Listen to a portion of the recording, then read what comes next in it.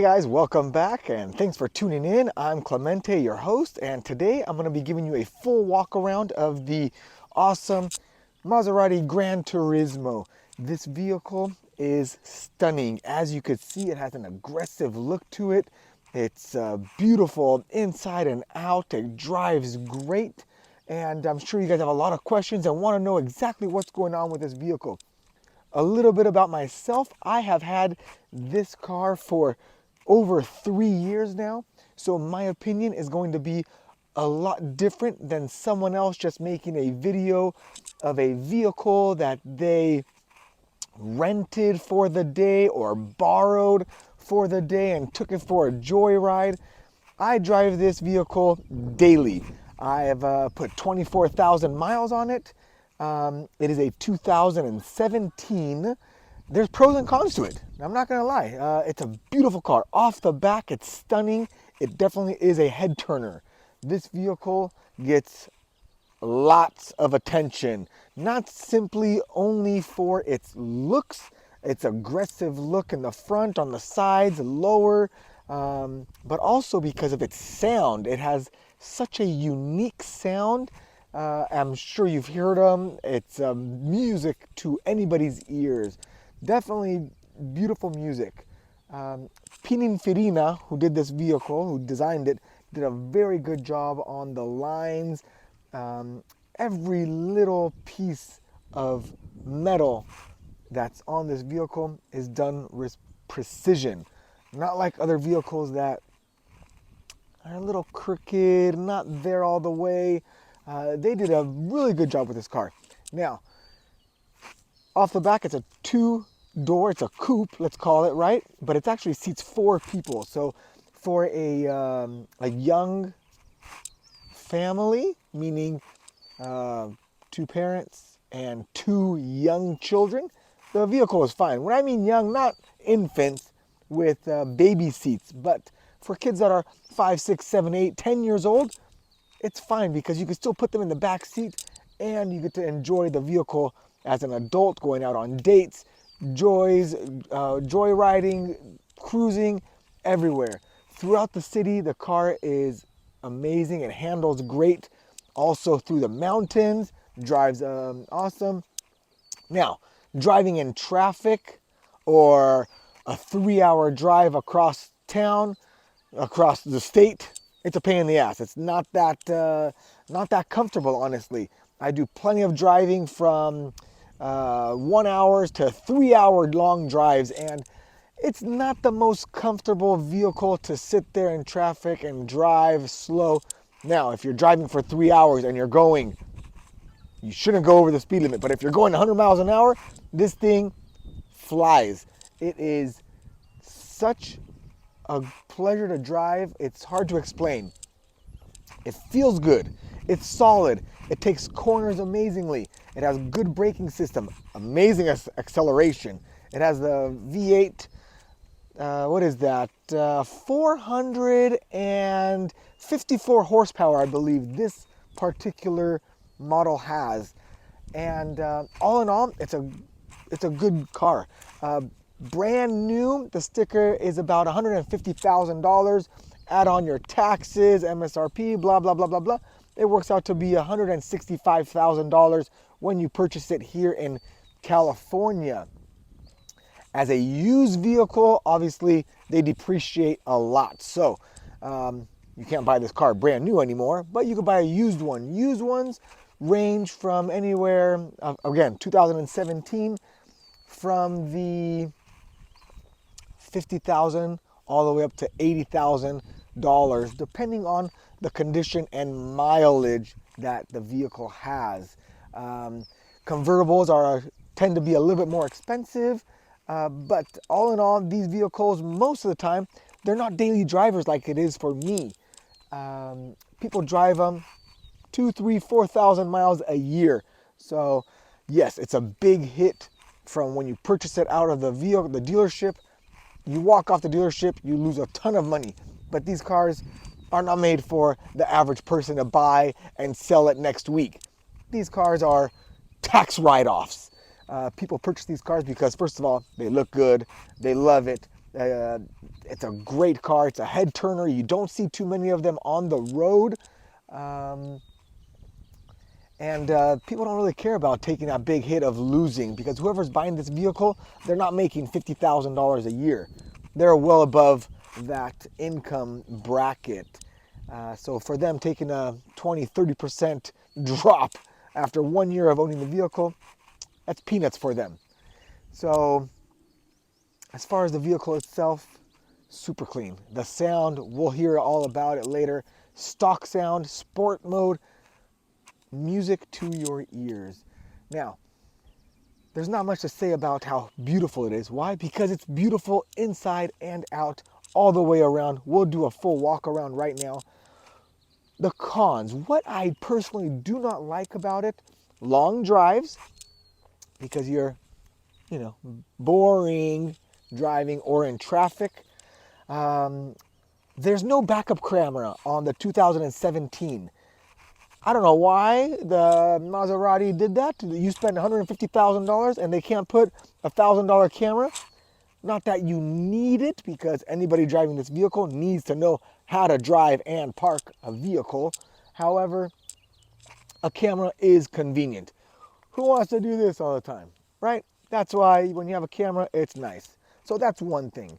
The second thing is Apple CarPlay. It doesn't come with that. It does have Bluetooth. It does have the auxiliary cable that you can plug into, but it does not have the Apple CarPlay. As you can see, even on every single side of this vehicle, it is just pure beauty.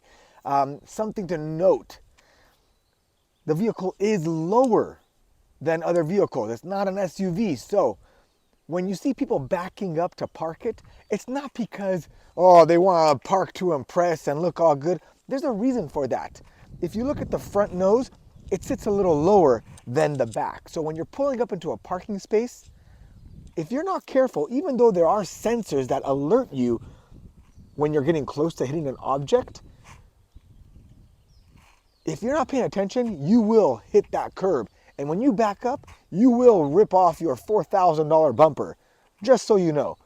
Versus when you're backing the vehicle up, it still alerts you when you have the curb, but there's a lot more distance before you actually hit something. I'm not gonna lie, I've came this close from hitting the front bumper.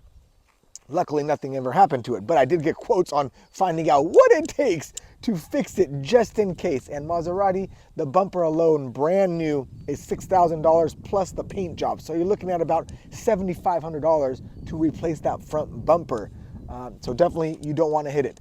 All in all, it is a expensive vehicle. So when anything happens to it, you are paying and fixing a $150,000 vehicle. Even though you buy it used, it's still going to cost a lot of money to get parts fixed, replaced, and so on and so forth. Definitely worth every single penny of it, though.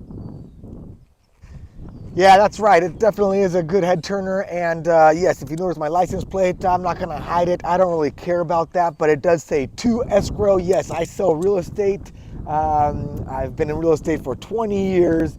And I take this on my open houses, my touring, showing clients. Why? That's my daily driver, like I said. I also have other vehicles for the family. It's not the best car for sports activities. First of all, this is your baby, right? At least it's my baby. And it breaks my heart when my kids get in the car and they have their baseball cleats on full of mud and their pants all dirty from slide into home base. Yeah, that sucks, all right? That sucks. There's definitely a lot of other vehicles that are made for families. We had a Honda Odyssey, both side doors open. I love that car. It's huge, it's comfortable, it's perfect for families. But the Maserati, it's nice to go on date night, restaurants, weddings, funerals, whatever you want to do. And again, when you're by yourself or just you and your honey, it's a great car all the way around. Braking on the dot. It has big brakes in the front and the back, low profile tires. They come with the Pirelli, the P Zeros. I think they're rated for like 200 miles an hour. This vehicle, even though it is not recommended, and you should never do this, but it does hit 140 miles an hour, and it doesn't feel like it. It's solid. Definitely don't go that fast, because if you pop a tire, if you hit a road bump, if you wipe out, you don't just die, you disintegrate. You become nothing. So in the event that you wanted to go nice and fast, do it in a controlled environment, because it's a lot safer and you protect yourself and the people around you. A lot of cars pull up next to you and they rev their engine. They want to pull. A lot of those Challengers do that. A lot of Chargers do that. Let them go. Let them go. You are way too classy for this type of playing around. Oh, I'm gonna rev. I'm gonna take off and go really fast from 0 to 100 in a residential zone. You don't want to do any of that stuff. Let them go. Let them go. They wish they had this car. Trust me. Not to say that that car is not good. And yes, it probably is a lot faster than this vehicle. I'm sure it goes 200 miles an hour and goes 0 to 60 in 4 seconds. This takes 5 seconds, let's say. Big deal. You're not 20 years old anymore. This car is not meant to do drag racing. This car is meant to enjoy, live life, have a nice image, and show up fashionably beautiful everywhere you go. Even from the back, it's just nice. The lines are beautiful. It has a dual exhaust. It sounds great. Talking about exhaust and the sound it makes, that alone is a head turner. I don't care where you are. I don't care what car is next to you. When you pull up in the Maserati and you have it in sports mode, everybody turn around. Everybody turns around and says, what is that? It's just beautiful. You want to hear it? Yeah, you do. Of course you do. Let's hear it.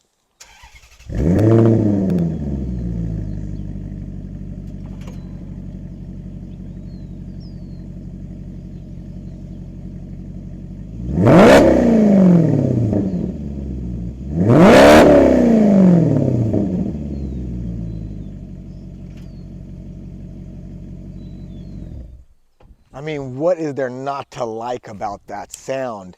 That was simply revving it until 4,500, 5,000 RPM. It was really hitting like the low 4,000 RPMs. And what a nice sound, I'm telling you.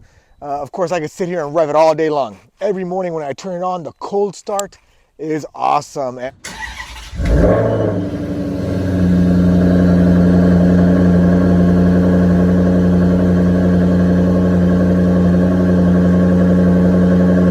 I love it. Every time I have not been tired of this vehicle. Again, I've been driving it for 3 years. I usually like to change cars every 2 years. This one, I'm still loving every single second of it. Pulling up to the gym, the work, the grocery store, the gas station, I'm loving it. And also my kids love it. Of course, it's a little weird when you're pulling up into the Maserati and 2 kids get out of it, but that's not weird to me. I think that's normal. Most people have big old SUVs and minivans, but not me. This, all in all, whatever. It's what I drive, and that's what I like. And I'm sure you guys love this vehicle as well. That's why you're watching this. And all in all, I got nothing bad to say about it, other than a little backup camera would have been nice. That's it. Simple backup camera would have been nice. So what are your thoughts? What are the pros and cons to the Maseratis that you have seen and driven? Do you have a Maserati? What do you think? What are your favorite colors? What about the interior colors? There's so many different combinations that you can do. Mine is the black interior. But what's really interesting and cool is the red one. That is fire, but I don't know if I would like it for more than a year. Not too sure if that would fulfill my heart, because it is very overpowering.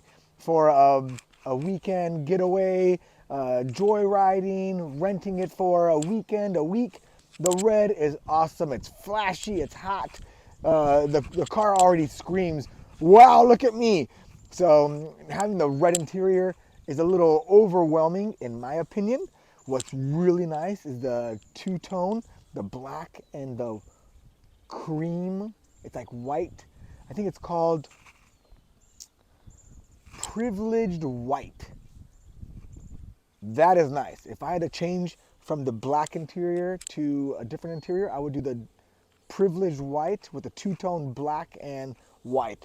That is really nice. And here's the last side of the vehicle. As you can see, it looks just like the other side. It's beautiful. This car, I'm telling you, definitely a head turner. If you get one, you are not gonna want to get rid of it. It's such a smooth, clean car, fun to drive. My kids love it, the wife loves it, the honeys love it. Everybody loves it. It's such a nice car. It does come with a price though. Maintenance is more expensive, not ridiculous, but you know, from the dealership, for example, a simple oil change, which happens every 10,000 miles every year, whichever comes first. Now, if you're not driving it that much, you could extend it for 2 years, but it really depends on how much you're driving it and what weather you're in. If you're in freezing cold temperatures, you don't necessarily want to be extending that lifetime of your oil. You want to change it every year. But dealership, I believe every dealership is different, but it's around $600, $700 for a simple oil change. You can go to a certified Maserati mechanic, and they are able to change the oil for you somewhere between $300 and $400. So you could save a few bucks on that. Now, if you're handy and know how to work on cars yourself, by all means, $100, $150, you could buy the original filter online, oil filter, and change the oil yourself. I don't like to do that. I like to just give them the keys, you guys take care of it, and give me my car nice and beautiful. Look at this. Even the bees love the car.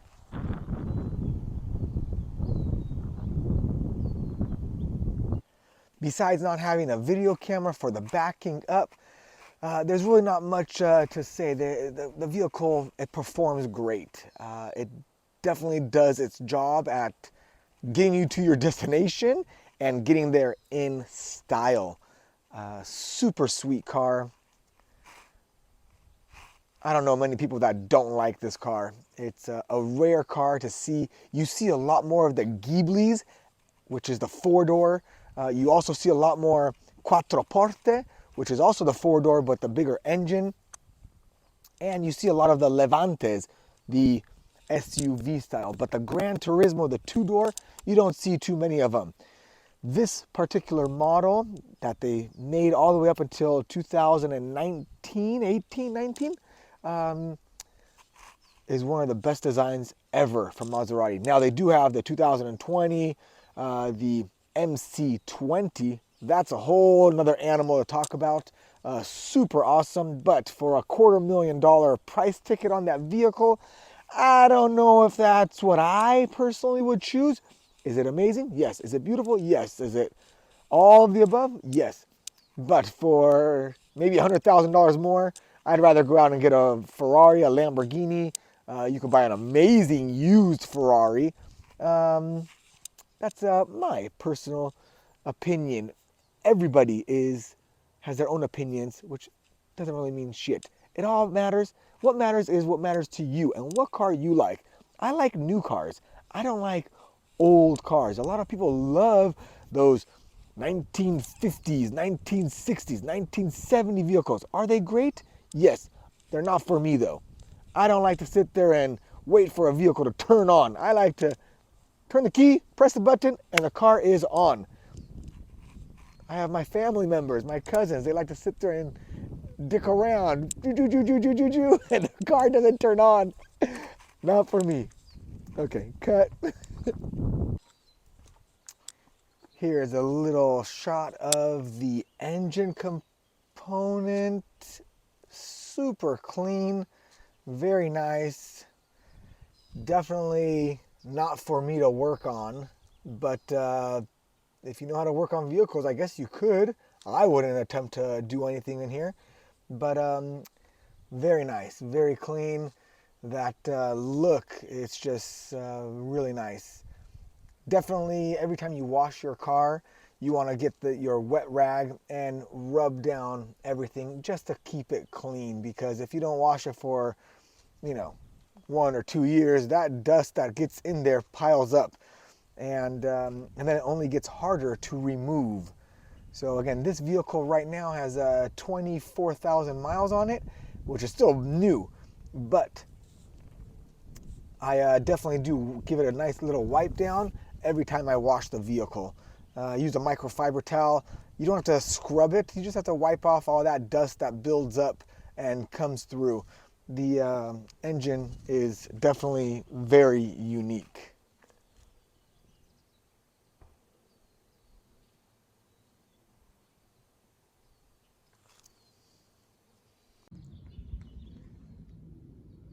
The vehicle is super nice, easy to get in and out of. It's not too low.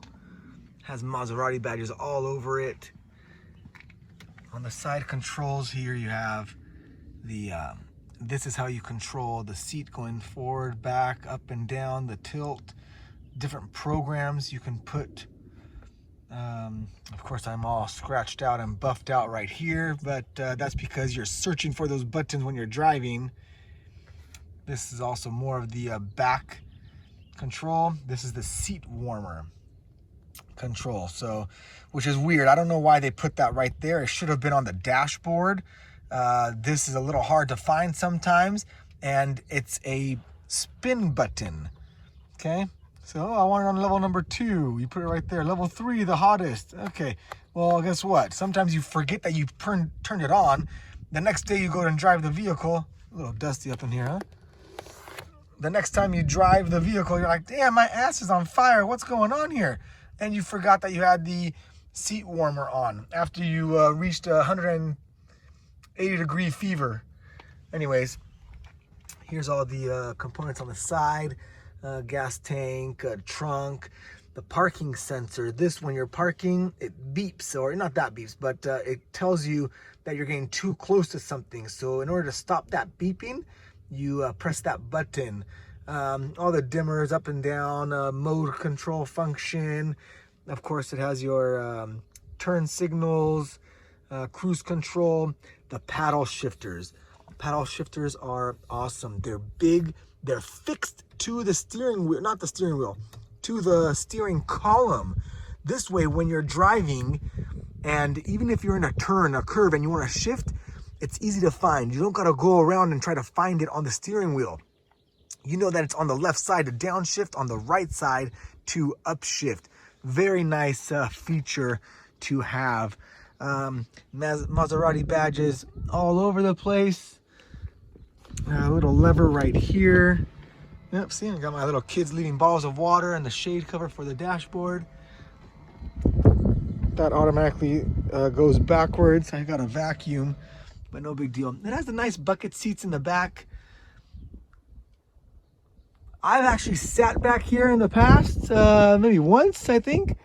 And it is a lot more comfortable than you think for an adult. For kids, not so much. But it's good because the kids still fit inside the vehicle without scratching up the back of your chair. But the only problem with the kids in the back seat is that the kids sit so low, their head is only around here. So when you're like, oh, wow, look at outside, they got to get out of their seat to look out the window. That's the only problem with the back seat and the kids. I've never had a baby seat in here or a booster seat. I figure it's not needed. But again, I use this on a daily basis, but it's mainly for myself. I don't like going on long 2-hour rides with the kids in the vehicle because it's not too fun for them. Also, you do get a lot of sound and noise from the engine compartment. So, you know, that's music to our ears, but not the kids. Going back to the steering wheel, you have the Again, Maserati badges everywhere. Even right here on the dash.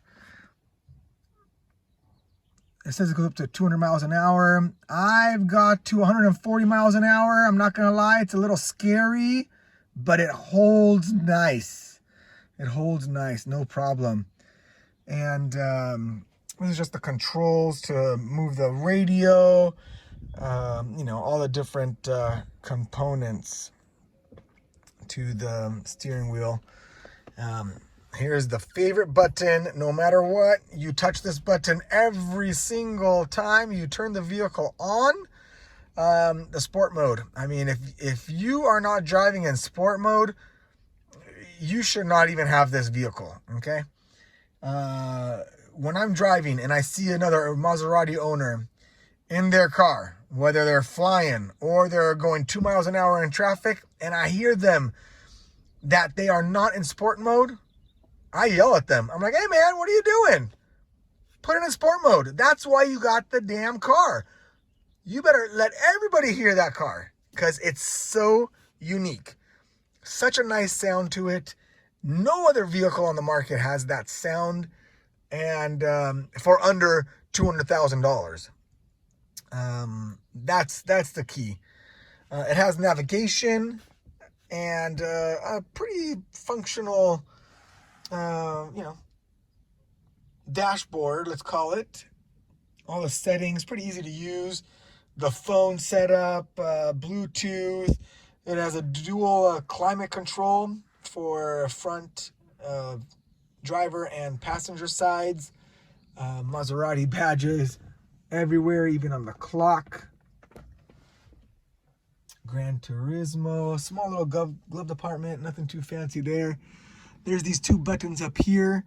I never use them, but it's basically for the alarm.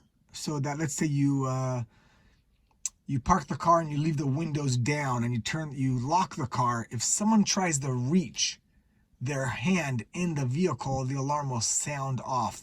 You could disable that by pressing these buttons. I don't even know which one it is, but anyways. Little microphone for when you're talking Bluetooth. It has the garage buttons right here. Obviously a little mirror. Windshield wiper blades. All the good stuff. The shifter.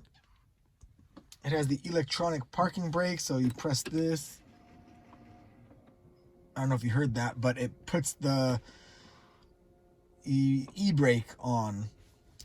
Parking, reverse, neutral drive, and then sports mode. You move it over and you move the shifter to the drive and then move it to the left, and then you could shift this up and down, which I never use. I like using the paddles. There you go. A cigarette lighter and an ashtray. Who the hell smokes anymore? And if so, are you going to smoke in this vehicle? No way, man. Never used. I mean, if you were in Italy, yeah. Everybody smokes in Italy. I'm Italian, and I know. You start smoking when you're 10 years old out there. It has the Bose speakers for the mirrors to move them. When you turn this all the way upside down, it folds the mirrors in. That's it. Nothing too crazy, huh? Nothing too fancy, but at the same time, I think it's very fancy. It's a nice car. Definitely a nice car. Maserati. Press the button under here, and the trunk pops open, and then you have to lift it up the rest. I got all my gear in here. Under here is the component. So this little pigtail you see, that's where you plug in the trickle-later charger. The vehicle is supposed to come with it. It drops a little charge on the batteries when you have the car parked in the garage. I've been plugging it in after every single use since the day I've got it, but you don't really have to do that. You can use it for 2, 3, 4 days and then not charge it for 2, 3, 4 days. It's fine. But I always like to put that trickle-later on there no matter what. It doesn't hurt it. But if you do leave the vehicle unplugged for 2-3 weeks, when you go and turn the vehicle on, it will not turn on. It depletes the battery. So at that point, you have to do a jump start, and then the alternator will kick in and it will charge your battery up. So to be safe, you want to always plug in your trickle-lator that comes with the vehicle when you purchase it, and to keep that battery topped off all the time. This is what the trickle-lator looks like. Nothing fancy. Mine is actually plugged into the McLaren one right now, and the green and orange lights show that it's working and in use and charging. Basically, obviously that's not the Maserati one right now, but I'm plugged into the Maserati, and all you do is connect that wire to the port, the connection right there, and then you are able to close the trunk all the way and slam it shut, but I don't like to do that. I like to just leave it open just like that, so I'm not ever pinching the wires. When you buy the car, they give you this little roadside assistant care package. It has a fix a flat tire and an air compressor with the regulator on it, so you tell it how much you want to pump the tire up. Little handles to pull the trunk down, the safety release lever. Yeah, I never put the other screws back here. I don't really care for them. Yeah, all in all, guys, it's a beautiful car, and I would recommend it to anybody who likes a sports car that needs more than 2 seats. Again, this is my daily driver, and I promise you, if you drive one of these, you're going to want to pick one up right away. You will not be disappointed. Don't forget to hit subscribe and like, and I'll definitely give you guys some more updates on how I take care of the vehicle as far as washing it and keeping it in the garage and whatnot. Well, guys, I hope you enjoyed this video.